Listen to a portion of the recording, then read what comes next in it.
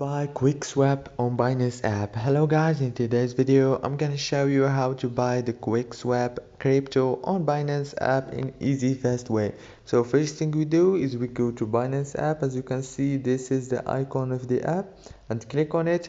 Now you will have, this is the home page. After you get in, you need to sign up or log in up. And after that, you will have many options here of the coins or the cryptos that you can buy here in easy fast way.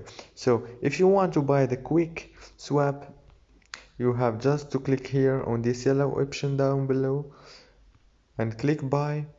If you didn't find it here in the top searches, you go to this bar here and type quick, and as you can see, this is it, quick swap. Now you need to choose the amount of money that you want to spend on this crypto, like for example $40 or $400 or even $4,000, and after that you click buy here. If you are logged into your account, you will find buy now from here in easy fast way.